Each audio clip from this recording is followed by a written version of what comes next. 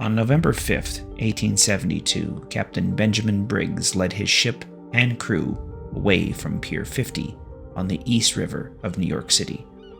On board the ship were 7 crew, his wife, and his daughter. Heading into New York Harbor for safety, they waited for better weather. 2 days later, with improved conditions, the ship left harbor and headed into the Atlantic Ocean. They would never be seen again. The ship would, but everybody on board that fateful voyage would pass into legend. Greetings, my friends, and welcome to the channel. I'm your host, Hadrian.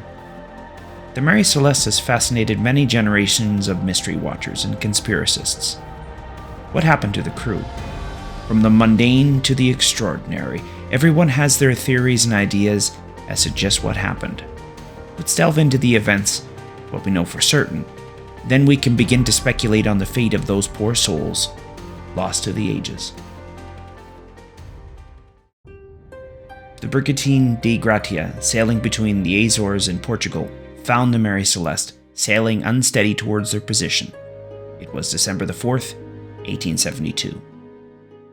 Seeing the ship in distress, knowing that its movement and condition were not right, the De Gratia approached the Mary Celeste. The decks were devoid of activity.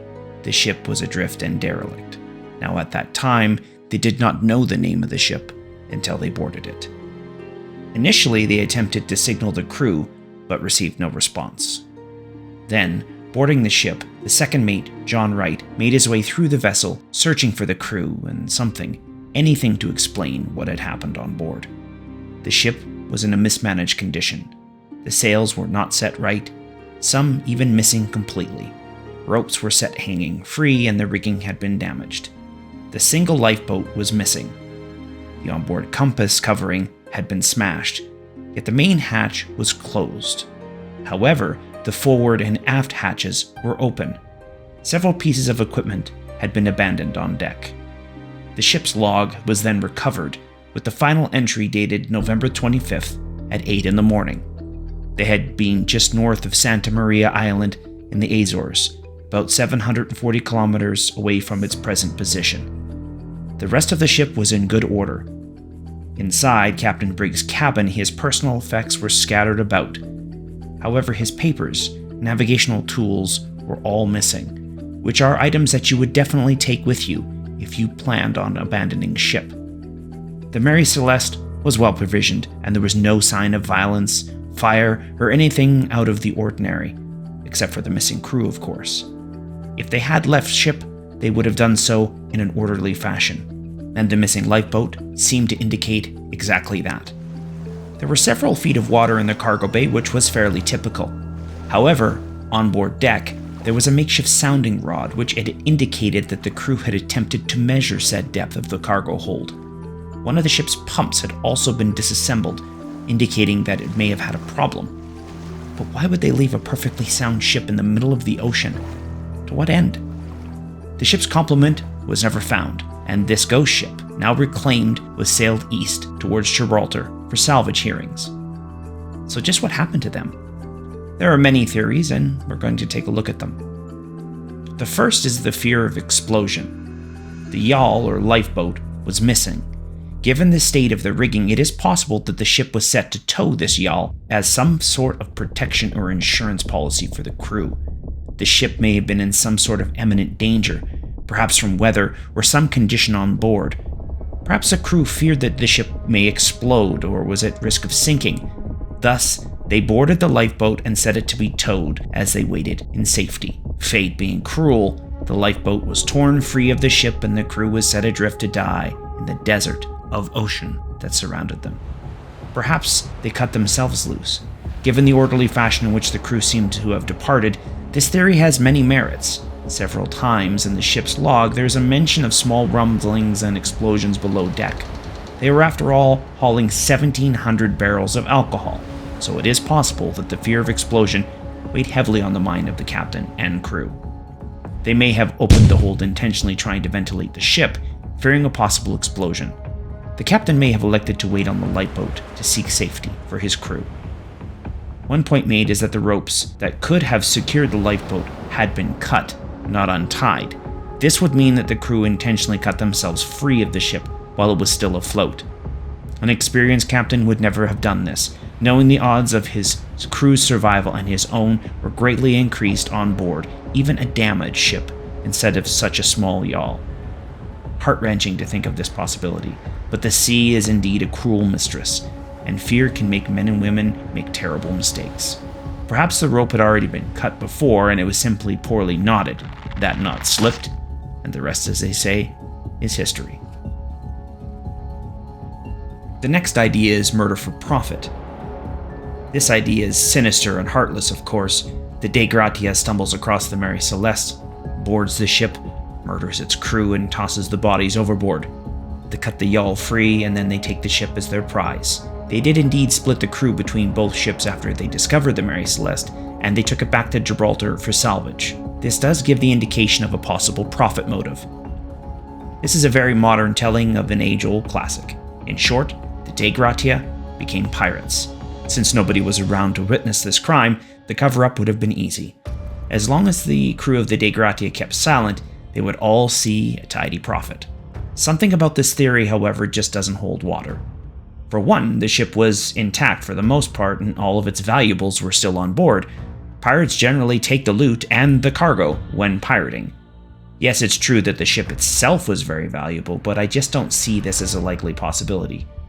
Another fact to consider is both captains actually knew each other, which seems to rule out this possibility. Then of course there's the idea of mutiny, another one of the age-old classics. With no signs of struggle on board, just like in the case of the Dei Gratia or the possibility of another ship having pirated them, it just seems unlikely. But given the personal selection of the crew by the captain, and it being such a small crew with his own family on board, it does seem kind of unlikely. Anything is possible, of course, but it does seem like a bit of a stretch. Another more exotic possibility is the idea of insurance fraud. Perhaps the captains of both ships worked together and intentionally worked out a plan where they would defraud the insurance company. It's not like this stuff doesn't happen. They may have staged the entire event. Briggs may have planned to disappear, but then again he didn't have his entire family with him. His son was left behind, which seems kind of odd if you're planning on disappearing. Wouldn't you take your entire family with you if you were planning to do so? Also, if you were planning on committing such a brazen crime, why would you create a huge mystery which would draw so much attention to said crime? This would be a huge blunder. The best way to stage this type of insurance fraud would be to wreck the ship, which is kind of funny, because in the future of this very vessel, a captain will do exactly that, on this same vessel. But we'll get into that in just a moment. The thing that I find most likely is the next theory. A series of unfortunate events. The ship was in good order, but the crew left it anyways, and they did so rapidly. Perhaps they believed the ship was sinking and time was against them. There could have been an undersea earthquake, which caused the ship to shake violently, or possibly a water spout, maybe even a rogue wave of some sort. Briggs, thinking that the ship was about to sink or explode, may have ordered an immediate evacuation. The ship had been recently refitted, and the captain was not used to crewing or sailing it in its current state. This, combined with maybe bad weather, or perhaps the fear of the cargo that they were carrying, may have made him even more unsettled. With the fear of flooding, a storm, lacking confidence, this all became a deadly liability for a captain. Perhaps the cargo hold began to fill with water. They used a sounding rod to determine the depth. With a malfunctioning pump, the captain began to fear that the ship was about to sink. Rather than risk his family and his crew, he sought shelter in the lifeboat. Fate turned against all of them, and that, as they say, is that. Murder, mutiny, incompetence, fear, or was it something supernatural? Sometimes you hear theories about other, more exotic ideas like aliens or creatures from the deep. I guess anything's possible. You can't help but feel for the captain, his crew, and his family in the end. These were human beings, and they were caught in a terrible circumstance. Now, the Mary Celeste would go on and would be sold to new owners and would continue sailing for many more years. Eventually, as I said before, in January 1885, the captain of the ship, a man named Parker, would wreck the ship intentionally as part of an elaborate insurance scheme to collect the profits and defraud the insurance company. One thing is very certain about the Mary Celeste. It will always go on to fascinate new generations who investigate its story, explore its mysteries, and wonder about the fate of the crew. Well, if you've made it this far into the video, I hope you've enjoyed it. What do you think happened to the Mary Celeste? What are your ideas? Anything that I missed, or anything that you think I should have added? Please comment below. Also, the usual stuff.